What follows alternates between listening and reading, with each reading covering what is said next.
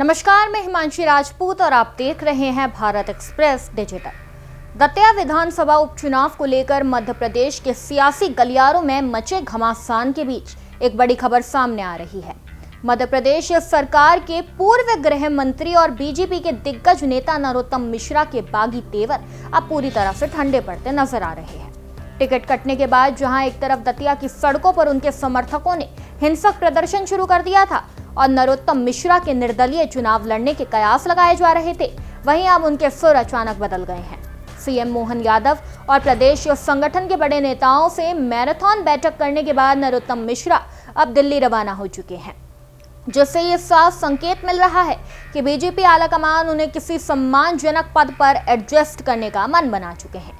मध्य प्रदेश की high profile Datia seat पर 30 जुलाई को विधानसभा उपचुनाव होने हैं। बीजेपी ने इस बार पूर्व गृह मंत्री नरोत्तम मिश्रा का पत्ता साफ करते हुए एक नया ब्राह्मण चेहरा आशुतोष तिवारी को अपना उम्मीदवार घोषित कर दिया है। जैसे ही पार्टी की तरफ से यह आधिकारिक ऐलान हुआ, दतिया में नरोत्तम मिश्रा के समर्थक भड़क उठे।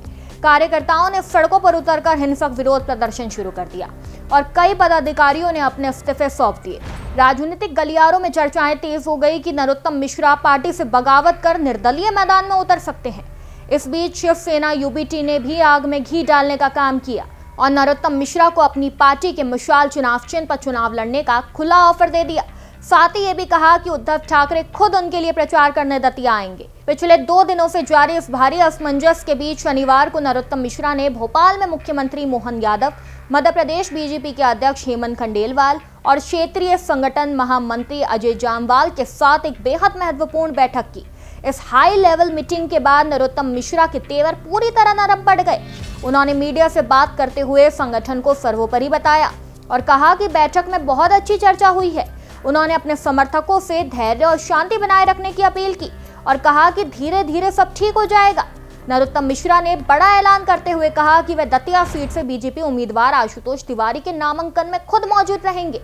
इसके ठीक बाद रविवार की सुबह नरोत्तम मिश्रा पहली फ्लाइट से दिल्ली के लिए रवाना हो गए, जहां वे बीजेपी अध्यक्ष नितिन नवीन से मुलाकात कर दतिया के मौजूदा घटनाक्रम और अपने भविष्य की भूमिका पर चर्चा कर सकते हैं।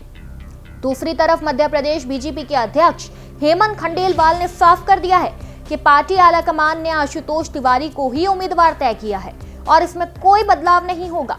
उन्होंने कहा कि कुछ कार्यकर्ताओं ने भावनाओं में बहकर इस्तीफे दिए हैं, लेकिन नेतृत्व ने तय किया है कि किसी भी कार्यकर्ता का इस्तीफा स्वीकार नहीं किया जाएगा। हेमंत खंडेलवाल ने नरोत्तम मिश्रा को पार्टी का वरिष्ठ और मार्गदर्शक नेता बताते हुए दावा किया कि बीजेपी उनके ही मार्गदर्शन में दतिया उपचुनाव बड़े अंतर से जीतेगी। इसके साथ ही कैबिनेट मंत्री कैलाश विजयवर्गीय ने भी उम्मीदवार बदलने की खबरों को सिरे से खारिज कर दिया है। दतिया के इस पूरे घटनाक्रम पर मुख्य विपक्षी पार्टी कांग्रेस ने तंज कसना शुरू कर दिया।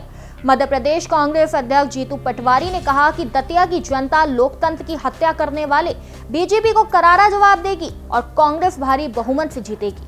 उन्होंने समर्थकों के हिंसक प्रदर्शन को लेकर स्थानीय प्रशासन और पुलिस अधीक्षक को तुरंत हटाने की मांग कर डाली। वहीं कांग्रेस सांसद जेबी माथेर ने तंज कसते हुए कहा कि मध्य प्रदेश में अब बीजेपी बनाम बीजेपी की लड़ाई सड़कों पर खुलकर दिखाई दे रही है, क्योंकि बीजेपी में आंतरिक लोकतंत्र खत्म हो चुका है। अब वहीं आपको ये बताते हैं कि आखिर दतिया में उपचुनाव कराने की जरूरत क्यों पड़ी। दरअसल 2023 के मुख्य विधानसभा चुनाव में कांग्रेस के राजेंद्र भारती ने बीजेपी के नरोत्तम मिश्रा को हरा दिया था, लेकिन हाल ही में राजेंद्र भारती को एक धोखाधड़ी के मामले में कोर्ट द्वारा दोषी ठहराए जाने के बाद विधानसभा की सदस्यता की अयोग्य घोषित कर दिया गया, जिसके कारण ये सीट खाली हो गई। अब इस सीट पर 30 जुलाई को मतदान होना है, जहां कांग्रेस ने घनश्याम सिंह को मैदान में उतारा है और नतीजे 3 अगस्त को घोषित किए जाएंगे।